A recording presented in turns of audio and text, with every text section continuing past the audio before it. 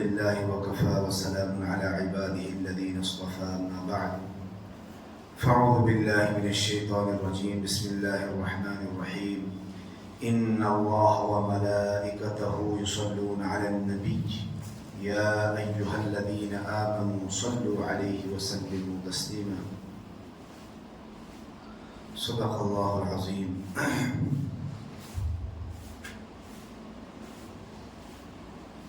وقال النبي صلى الله عليه وسلم من صلى علي واحدة صلى الله عليه عشرة او كما قال عليه الصلاة والسلام. عزیزان محترم، اللہ رب العزت کا فضل کرم اور احسان ہوا کہ اللہ رب العزت نے پھر ہمیں ایک بار اکٹھا فرمایا اور اپنی زندگیوں کا محاسبہ کرنے کی توفیق عطا فرمائی. اللہ رب العزت ہمارے اس بیٹھنے کو قبول فرمائے اور اس بیٹھنے کو ہمارے لیے آخرت میں نجات کا اور دنیا میں کامیابی کا ذریعہ بنائے. نبی اکرم صلی اللہ علیہ وسلم کو اللہ رب العزت نے اس کائنات کے اندر آخری نبی اور آخری پروفٹ بنا کر بھیجا. یوں تو دنیا کے اندر بہت سارے انبیاء کرام آئے، لیکن ہر نبی کسی خاص خطے یا کسی خاص قبیلے کے لیے ہوا کرتا تھا. جیسے کوئی نبی ہے تو وہ ہندوستان کے کسی خاص خطے کا نبی ہے، اور ایسا بھی ہوتا تھا کہ ایک وقت میں کئی انبیاء دنیا کے اندر ہوتے تھے. ایسا نہیں ہے کہ ایک وقت میں ایک ہی نبی، ایک وقت میں کئی انبیاء بھی ہوتے تھے، کیونکہ ایک نبی ساری کائنات کے لیے نہیں ہوتا تھا.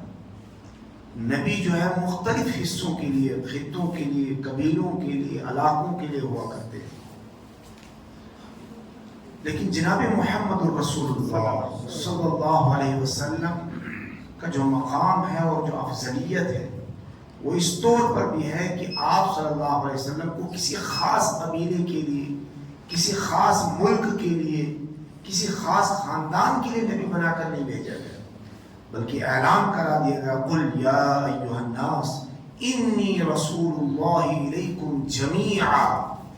اے نبی اکرم صلی اللہ علیہ وسلم، آپ ساری کی ساری انسانیت کے لیے نبی بنا کر بھیجے گئے، کسی خاص خطے اور قبیلے کے لیے نہیں، بلکہ لوگوں میں اعلان کر دیجئے اور لوگوں میں بتا دیجئے کہ میں تم تمام لوگوں کی طرف نبی بنا کر بھیجا گیا.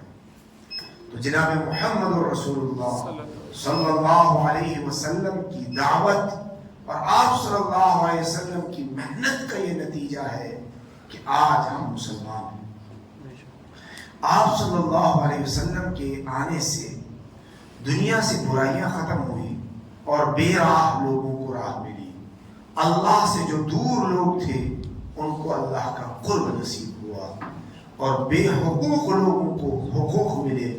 یہاں تک کہ جو لوگ دنیا میں بسا کرتے تھے، جن کے پاس انسانیت کا کوئی درس موجود نہیں تھا، سارے کے سارے لوگوں کو انسانیت کا درس ملا، زندگی گزارنے کا ڈھنگ ملا، زندگی گزارنے کا طریقہ ملا، ایک ایسی سوچ ملی جس سوچ کے تحت انسان زندگی گزار کر اپنے آپ کو کامیاب دیکھ سکتا ہے.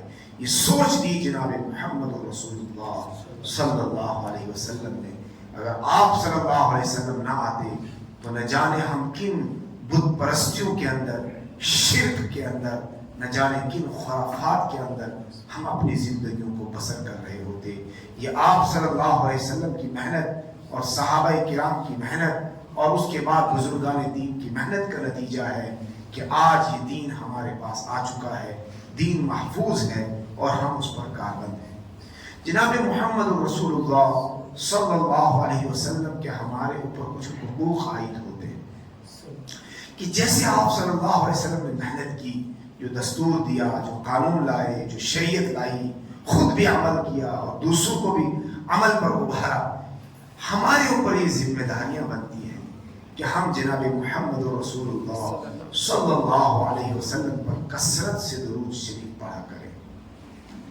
قرآن پاک میں جو میں نے آیت کریمہ خطبے میں تلاوت فرمائی، اس آیت کریمہ کے اندر رب العالمین سارے انسانوں کو خود فرما رہا ہے کہ یہ لوگوں، میں اور میرے فرشتے ہم نبی اکرم صلی اللہ علیہ وسلم پر رحمت بھیجتے ہیں. یا ایھا الذین آمنوا صلوا علیہ وسلموا تسلیما. اے لوگو جناب محمد رسول اللہ صلی اللہ علیہ وسلم پر درود پاک پڑھا کرو. امت کو آپ صلی اللہ علیہ وسلم پر درود شریف پڑھنے پر ابھارا گیا ہے. خود نبی اکرم صلی اللہ علیہ وسلم نے فرمایا من صلی علی واحدۃ صلی اللہ علیہ عشرہ او کما قال علیہ الصلاۃ والسلام، کہ جب کوئی شخص مجھ پر ایک مرتبہ درود پڑھتا ہے، جب ایک مرتبہ کوئی بھی شخص مجھ پر درود پڑھتا ہے تو رب العالمین اس پر 10 رحمتیں نازل فرماتے ہیں. اور دوسری روایات کے اندر آیا اللہ رب العزت 10 گناہ معاف فرماتے ہیں اور 10 درجات بلند فرماتے ہیں. 30 طرح کی انعامات ہوئے. 10 رحمتیں نازل فرماتا ہے، 10 گناہ معاف فرماتا ہے اور 10 درجات بلند فرماتا ہے جو شخص صرف ایک مرتبہ درود شریف پڑھتا ہے. اس لیے ہمیں زندگیوں کے اندر جناب محمد رسول اللہ صلی اللہ علیہ وسلم پر درود شریف پڑھنا چاہیے. اور حدیث پاک کے اندر آیا بخیل ہے وہ شخص، بخیل ہے وہ شخص جو نبی اکرم صلی اللہ علیہ وسلم پر درود شریف نہیں پڑھتا. ایک مرتبہ جناب محمد رسول اللہ صلی اللہ علیہ وسلم منبر پر تشریف فرما ہوئے تو جب آپ صلی اللہ علیہ وسلم نے منبر کی پہلی سیڑھی پر قدم رکھا تو آپ صلی اللہ علیہ وسلم نے کہا آمین. پھر دوسری پر رکھا، پھر کہا آمین. پھر تیسری پر پیر رکھا، پھر کہا آمین. صحابہ کرام رضوان اللہ علیہ اجمعین مجلس میں بیٹھے ہوئے تھے. صحابہ نے کہا یا رسول اللہ صلی اللہ علیہ وسلم، آج ہم نے خلاف عادت آپ کو کام کرتے ہوئے اور آپ کو کچھ ارشاد فرماتے ہوئے سنا جو کہ آپ کی عادت نہیں ہے. تو آپ صلی اللہ علیہ وسلم نے فرمایا اے میرے صحابہ، جب میں نے منبر کی پہلی سیڑھی پر قدم رکھا تو میں نے کہا آمین. وہ اس وجہ سے کہا کہ جب میں نے پہلی سیڑھی پر قدم رکھا تو میرے پاس جبرائیل امین علیہ السلام آئے اور جبرائیل امین نے کہا اے نبی برحق صلی اللہ علیہ وسلم، اگر کسی شخص کے ہلاک و تباہ اور برباد ہو جائے وہ شخص، ہلاک تباہ اور برباد ہو جائے وہ شخص جس کے سامنے آپ کا نام لیا جائے اور وہ آپ پر درود نہ پڑے. میں نے اس پر کہا آمین. تو جب بھی آپ صلی اللہ علیہ وسلم کا نام لیا جائے کسی بھی موقع پر تو ہم آپ صلی اللہ علیہ وسلم پر درود پڑھیں صلی اللہ علیہ وسلم. میں ایک بچے کو پڑھاتا ہوں، بچہ بڑا ہے. میں نے اس بچے سے پوچھا کہ ہمارے نبی صلی اللہ علیہ وسلم کا نام کیا ہے؟ تو اس نے کہا کہ ہمارے نبی پاک صلی اللہ علیہ وسلم کا نام حضور صلی اللہ علیہ وسلم ہے. ہمارے نبی کا نام حضور صلی اللہ علیہ وسلم ہے. میں نے بڑا افسوس کیا. میں نے کہا بچے آپ کو کسی نے نہیں بتایا ہے کہ حضور صلی اللہ علیہ وسلم کا مطلب کیا ہوتا ہے؟ ہمارے نبی کا نام محمد ہے، محمد بن عبداللہ. محمد آپ صلی اللہ علیہ وسلم کا نام ہے اور آپ صلی اللہ علیہ وسلم کے والد محترم کا نام عبداللہ ہے. یہ جو ہم حضور صلی اللہ علیہ وسلم کہتے ہیں یہ ہم ادباً کسی کو کہتے ہیں، جیسے حضرت، ماسٹر صاحب. ماسٹر صاحب نام نہیں ہوتا ہے لیکن اس ماسٹر صاحب کی وجہ سے ہم پہچان لیتے ہیں یا ہمارے استاذ کی بات کر رہے ہیں. ایسے ہم جناب محمد رسول اللہ صلی اللہ علیہ وسلم کا جب نام لیتے ہیں تو ہم ادباً یہ کہتے ہیں کہ حضور صلی اللہ علیہ وسلم، یعنی حضور پرنور احمد مجتبی محمد مصطفیٰ صلی اللہ علیہ وسلم. اور پھر میں نے اس بچے کو بتایا کہ یہ ہم جو پھر پڑھتے ہیں صلی اللہ علیہ وسلم یہ کیا چیز ہوتی ہے. اس بچے کو یہ پتہ نہیں تھا کہ یہ کیا چیز ہوتی ہے. پھر ہم نے اس کو سمجھایا. ہم نے کہا اس کا مطلب یہ ہوتا ہے کہ جب بھی ہم اپنے نبی کا نام لیتے ہیں ان کو ریسپیکٹ دینے کے لیے، ان کے مقام میں اضافے کے لیے ہم اللہ تعالیٰ سے دعا کرتے ہیں کہ یا اللہ ہمارا جو پروفٹ ہے، ہمارا جو نبی ہے، ان کے مقام کو اور بلند فرما. اس کے لیے ہم عزت کے طور پر، احترام کے طور پر آپ کے مقام کی بلندی کے لیے ہم لوگ یہ کہتے ہیں صلی اللہ علیہ وسلم. اس کا مطلب کیا ہوتا ہے؟ مطلب یہ ہوتا ہے کہ درود و سلام ہو جناب محمد الرسول اللہ صلی اللہ علیہ وسلم کی ذات اقدس پر. تو یہ چیزیں چھوٹی ہیں لیکن ہمیں زندگی کے اندر انہیں سمجھنے کی ضرورت ہے کہ زندگی ہو جاتی ہے لیکن ہم نہ اپنے نبی کے نام کو جانتے ہیں نہ اس کے ساتھ جو لگے ہوئے ورڈز ہیں ان کو جانتے ہیں کہ یہ ہم لوگ کیوں کہتے ہیں. آپ خود اپنے معاشرے میں دیکھ لیجئے, کچھ ساتھیوں سے اس کا سوال کیجئے کہ ہمارے نبی کا نام کیا ہے, اور پھر آپ ان سے پوچھیے ہم حضرت حضور صلی اللہ علیہ وسلم کہتے ہیں, یہ کیوں کہتے ہیں. آپ کو خود اندازہ ہو جائے گا کہ لوگوں کو یہ بھی پتہ نہیں. دراصل ہم دنیا کی ہر چیز کے فل فارم یاد کر لیتے ہیں کہ فلاں چیز کا فل فارم کیا ہے, فلاں چیز کا نام کیا ہے, لیکن افسوس یہ ہے کہ ہم دین اسلام کو سمجھنا نہیں چاہتے. خود اپنے بارے میں معلومات سے ہم کوسوں دور چلے گئے ہیں. بلکہ کسی شاعر نے بھی اور علماء نے بھی بات لکھی ہے کہ ڈھونڈنے والا ستاروں کی گزرگاہوں کا اپنی افکار کی دنیا میں سفر کر نہ سکا. کہ آج انسان ستاروں پر کمندے ڈالنے کی سوچ رہا ہے, چاند پر گھر بسانے کی سوچ رہا ہے. ڈھونڈنے والا ستاروں کی گزرگاہوں کا, یعنی ستاروں کے راستوں کو تو معلوم کر رہا ہے, ان ستاروں کے درمیان فرق کتنا ہے, ستارے کتنے ہیں, گلیکسیز کتنی بڑی ہیں اور کیا ہے. لیکن افسوس اپنے افکار کی دنیا میں جس کی اسے ضرورت ہے, جو چیز اس کی لائف کے لیے امپورٹنٹ ہے, جس کے بغیر اس کی زندگی مکمل نہیں ہو سکتی ہے, اپنے افکار کی دنیا میں وہ سفر نہیں کر رہا ہے بلکہ دنیا کی ان چیزوں میں کھونا چاہتا ہے جن چیزوں کی اس کی زندگی کے اندر کوئی نہیں. قبر میں سوال یہ نہیں پوچھا جائے گا کہ کتنے ستارے دنیا کے اندر تھے, کون سا ستارہ بڑا اور کون سا چھوٹا تھا, سورج کتنا بڑا تھا اور چاند کتنا بڑا تھا. یہ کوئی سوال نہیں ہونے والا ہے. یہ ایک لایانی چیز ہے دنیا میں زندگی گزارنے کے لیے. ان چیزوں پر غور و فکر کرنے کے لیے اللہ تعالیٰ نے کہا کہ غور کرو کتنی بڑی بڑی چیزیں میں نے بنائی, اور اس لیے غور و فکر کرنا ہے تاکہ اللہ کو پہچان سکے. لیکن افسوس یہ ہے ان چیزوں کی پہچان میں انسان اللہ کو ہی بھول رہا ہے. جس رب کی پہچان کے لیے علم تھا اس رب کی ہی پہچان بھول گیا. تو دراصل ہمارا موضوع یہ تھا کہ جناب محمد رسول اللہ صلی اللہ علیہ وسلم سے ہمیں شریعت ملی, ہمیں زندگی گزارنے کا طریقہ ملا. تو وہ لوگ جنہوں نے پھر جناب محمد رسول اللہ صلی اللہ علیہ وسلم پر درود پڑھے, جنہوں نے اپنی زندگیاں کھپائی آپ کے عشق اور محبت میں, ان کے زندگیوں کے اندر کیسے اتار چڑھاؤ آیا, ان کی زندگیاں کیسی بدلی. اس طرح کے بہت سارے واقعات ہماری کتابوں کے اندر موجود ہیں. بڑے بڑے علماء کرام نے جو ہمارے اسلاف مانے جاتے ہیں, ہمارے علم دین کے محقق جینیس لوگ, تحقیق کرنے والے لوگ مانے جاتے ہیں, جو ادھر ادھر کی باتوں پر یقین نہیں کرتے بلکہ ہر چیز کی تہ پر جانا چاہتے ہیں اور بات کو کھنگال کر نکالتے ہیں. انہوں نے اپنی کتابوں کے اندر لکھا, جیسے علامہ سخاوی رحمۃ اللہ علیہ, پوچھو کہ علماء سے نام کتنا بڑا نام ہے علامہ سخاوی رحمۃ اللہ علیہ. انہوں نے جناب محمد رسول اللہ صلی اللہ علیہ وسلم پر ایک کتاب لکھی. آپ سب پر پڑھنے والے لوگوں, درود پڑھنے والوں کے فضائل اور مناقب پر کتاب لکھی. اس کتاب کا نام ہے القول البدیع. اس کے اندر وہ رقم تراز ہیں, ان لوگوں کی حالات اور واقعات لکھے ہیں جو لوگ اپنی زندگیوں کے اندر جناب محمد رسول اللہ صلی اللہ علیہ وسلم پر آپ کی عشق اور محبت میں درود پڑھتے ہیں دن و رات. ان کی زندگیوں کے اندر کیسے کیسے واقعات اور حالات رونما ہوئے. فرماتے ہیں حسن بصری رحمت اللہ علیہ, اس کتاب کے اندر لکھا ہوا ہے کہ حسن بصری رحمت اللہ علیہ جو ایک بہت بڑے محدث گزرے ہیں اور بہت بڑے بزرگ گزرے ہیں, بڑے عالم دین ہیں, ان سے کئی روایات احادیث کی کتابوں کے اندر مذکور ہیں.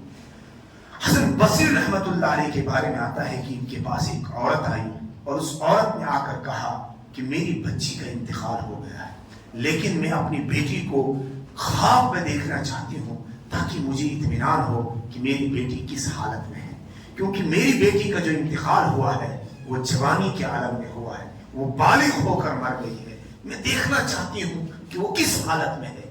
امام حسن بصری رحمت اللہ علیہ نے کہا کہ آپ 4 رکعت نماز پڑھیے اور ہر رکعت میں سورہ فاتحہ کے بعد سورہ تکاثر پڑھو، الہاکم التکاثر. اس سورت کو ہر رکعت میں سورہ فاتحہ کے بعد پڑھو. جب سلام پھیر دو اس کے بعد جب بستر پر جاؤ تو درود شریف پڑھتے ہوئے جاؤ، اور جب لیٹو تو درود شریف پڑھتے رہو، درود شریف پڑھتے رہو، یہاں تک کہ درود شریف پڑھتے پڑھتے تمہیں نیند آ جائے. اس عورت نے ویسا ہی عمل کیا اور رات کو 4 رکعت پڑھنے کے بعد درود شریف پڑھتی رہی یہاں تک اس کی آنکھ لگ گئی. جب اس کی آنکھ لگ گئی تو اس نے خواب میں اپنی بیٹی کو دیکھا کہ پیروں کے اندر بیڑیاں پڑی ہوئی ہیں، ہاتھوں میں زنجیریں پڑی ہوئی ہیں اور گلے میں توق پڑا ہوا ہے. انتہائی سخت شدید عذاب کے اندر وہ مبتلا ہے، اس کی سخت حالت ہے. وہ گھبرا گئی، ڈر گئی اور اس کے بعد جاگ جاتی ہے اور امام حسن بصری رحمۃ اللہ علیہ کے پاس جاتی ہے اور ان سے اپنا پورا واقعہ اور پورا خواب بیان کرتی ہے. حسن بصری رحمۃ اللہ علیہ خاموش ہو جاتے ہیں. دوسرے دن کی رات گزر جاتی ہے. حسن بصری رحمۃ اللہ علیہ دوسرے روز رات کو خواب دیکھتے ہیں اور خواب میں دیکھتے ہیں کہ جنت سجی ہوئی ہے، بڑی عمدہ اور خوشنما جگہ ہے اور روشنیاں چاروں طرف سے ہیں اور بیچ میں ایک تخت لگا ہوا ہے اور اس تخت پر ایک بچی بیٹھی ہوئی ہے، ایک لڑکی بیٹھی ہوئی ہے، نوجوان لڑکی، اور اس بچی نے ایک ایسا خوبصورت لباس پہنا ہوا ہے جو لباس جنتی حوروں کا ہوا کرتا ہے.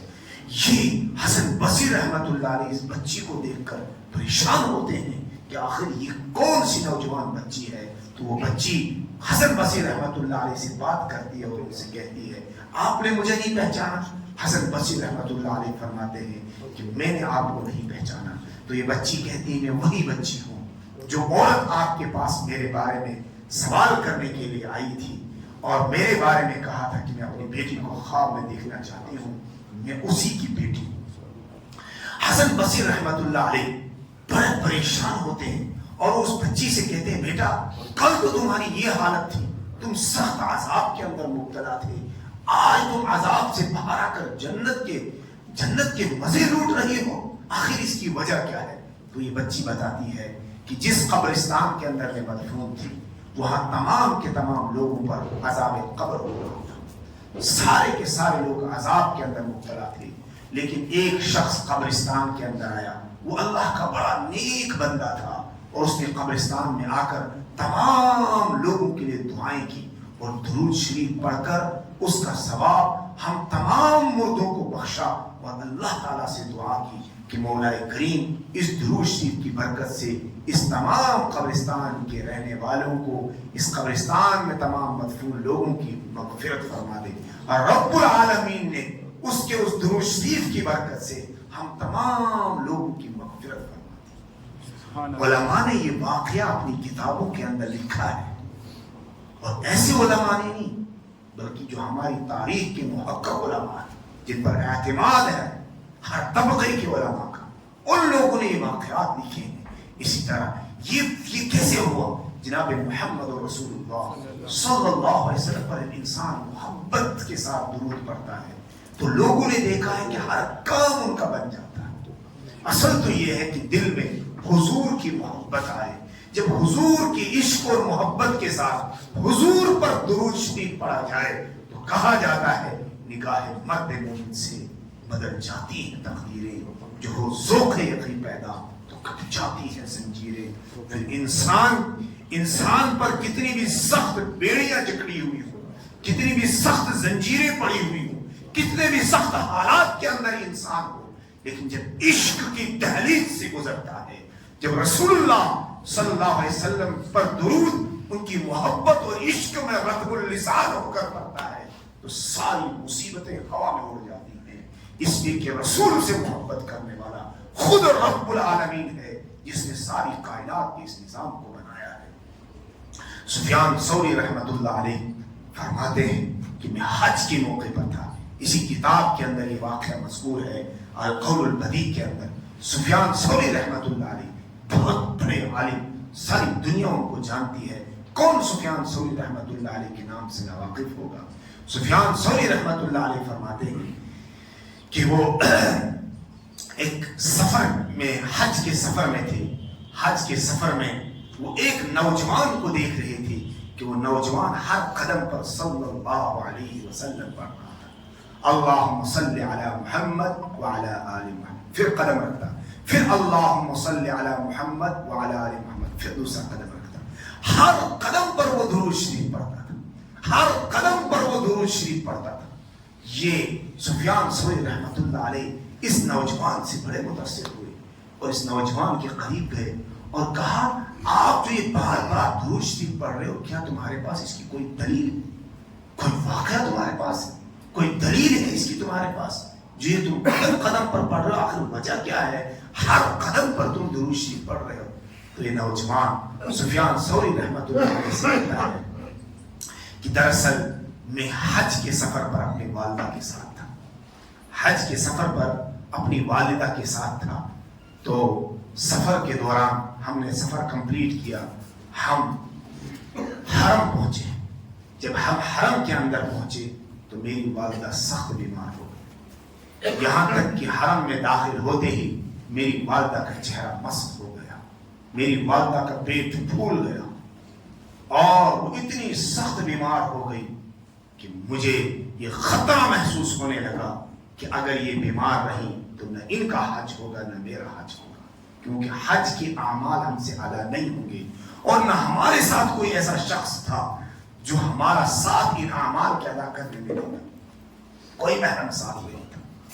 فرماتا ہے یہ نوجوان جب اتنے سخت حالات ہمارے اوپر آئے اور میں سخت پریشانی کے اندر تھا تو میں کعبے کے سامنے جو کعبہ کا صحن ہے اس صحن کے اندر 2 رکعت نماز پڑھتا ہوں، 2 رکعت نماز پڑھنے کے بعد میں اللہ تعالیٰ سے دعا کرتا ہوں اور جناب محمد رسول اللہ صلی اللہ علیہ وسلم پر درود شریف کی کثرت کرتا ہوں، میں درود شریف پہ درود شریف پڑھتے جا رہا ہوں، خوب درود شریف میں نے پڑھنا شروع کیا، خوب درود شریف میں نے بہت زیادہ درود شریف پڑھنا شروع کیا، یہاں تک کہ میری نگاہوں کے سامنے ایک نور سا رونما ہوا، ایک روشنی سی رونما ہو گئی، اس روشنی کے اندر سے ایک نوجوان بڑا خوبصورت، بڑا حسین اور جمیل اس نور کے اندر سے نکلا، اس روشنی کے اندر سے ایک خوبصورت نوجوان نکلا اور وہ میری والدہ کے پاس گیا اور میری ماں کے چہرے کی طرف اشارہ کیا، میری ماں کا چہرہ جیسا پہلے تھا اس سے خوبصورت ہو گیا، اس کے بعد میری ماں کے پیٹ کی طرف اشارہ کیا، میری ماں کا پیٹ بالکل ٹھیک ہو گیا، اس کے بعد اس نے کچھ پھونک کر میری ماں پر دم کیا، میری ماں بالکل صحت مند ہے، میں بڑا گھبرا گیا، میں حیران و پریشان ہو گیا، آخر یہ نوجوان کون ہے؟ میں اس نوجوان کے قریب گیا اور میں نے اس نوجوان سے کہا کہ تم کون ہو؟ میں نے اس نوجوان سے کہا تم اپنا مجھے پتہ بتاؤ کہ تم کون ہو؟ اس نوجوان نے کہا جس پر تم درود السلام پڑھ رہے تھے، جس پر تم درود شریف کی کثرت کر رہے تھے، جس کے نام پر درود شریف تم پڑھ رہے تھے، وہ میں ہی محمد رسول اللہ صلی اللہ علیہ وسلم۔ تمہارا درود شریف میری قبر پر اتنی مرتبہ، اتنی کثرت سے وارد ہوا، اتنی مرتبہ مجھ تک پہنچایا گیا، میں نے خود رب العالمین سے اجازت لی، لیکن علماء لکھتے ہیں اس کا طریقہ کیا ہے رب العالمین جانتا ہے، کیسے نبی اکرم صلی اللہ علیہ وسلم نکلے اس پر ہمیں کلام نہیں کرنا ہے، یہ رب العالمین جانتا ہے اور اس کو واقعات کی حد تک محدود رکھنا چاہیے، اس میں غلو نہیں کرنا چاہیے، جناب جتنا موجود ہے اتنا ہی ماننا چاہیے۔ جناب محمد رسول اللہ صلی اللہ علیہ وسلم فرمایا میں خود تمہاری مدد کے لیے یہاں پہنچ گیا۔ میرے بھائیوں، دنیا کے اندر ایسے ایک واقعات نہیں، ہزاروں واقعات کتابوں کے اندر لکھے ہیں کہ جو لوگ جناب محمد رسول اللہ صلی اللہ علیہ وسلم پر درود شریف پڑھتے ہیں لیکن دنیاوی غرض کے لیے نہیں پڑھنا چاہیے، عشق اور محبت سے پڑھنا چاہیے۔ آپ دیکھیں گے